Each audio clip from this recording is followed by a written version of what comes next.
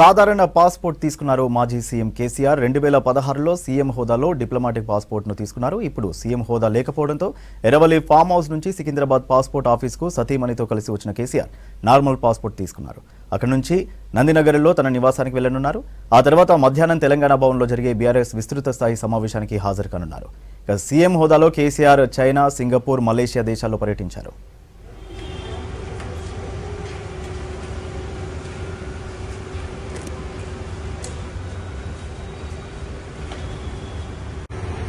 ఇవాళ హైదరాబాద్ తెలంగాణ భవన్లో బీఆర్ఎస్ విస్తృత స్థాయి సమావేశం జరగనుంది. మధ్యాహ్నం 2:30 గంటలకు పార్టీ చీఫ్ కేసీఆర్ అధ్యక్షతన తర్వాత మీటింగ్ జరగనుంది.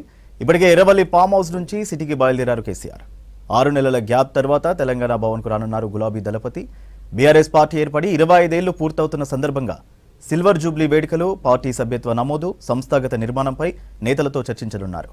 గ్రామ స్థాయి నుంచి రాష్ట్ర స్థాయి వరకు కమిటీల ఏర్పాటు, శిక్షణ కార్యక్రమాలకు సంబంధించిన షెడ్యూల్ ప్రకటించే అవకాశం ఉంది.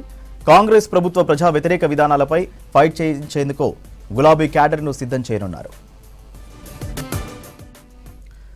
ఈ నెలాఖరులో భారీ సభ నిర్వహించాలని ప్లాన్ చేస్తున్నారు కేసీఆర్.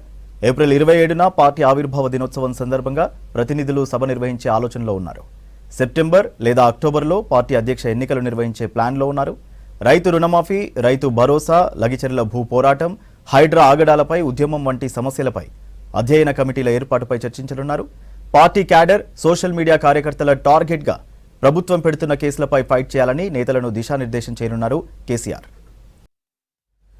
ఇవాళ హైదరాబాద్ తెలంగాణ భవన్లో బీఆర్ఎస్ విస్తృత స్థాయి సమావేశం జరగనుంది. మధ్యాహ్నం 2:30 గంటలకు పార్టీ చీఫ్ కేసీఆర్ అధ్యక్షతన తర్వాత మీటింగ్ జరగనుంది. ఇప్పటికే ఎర్రవల్లి ఫామ్ హౌస్ నుంచి సిటీకి బయలుదేరారు కేసీఆర్.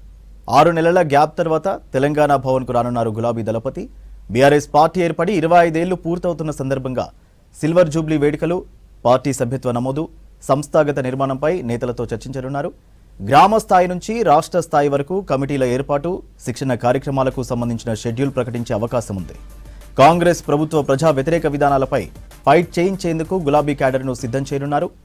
ఈ నెలాఖరులో భారీ సభ నిర్వహించాలని ప్లాన్ చేస్తున్నారు కేసీఆర్. ఏప్రిల్ 27న పార్టీ ఆవిర్భావ దినోత్సవం సందర్భంగా ప్రతినిధుల సభ నిర్వహించే ఆలోచనలో ఉన్నారు.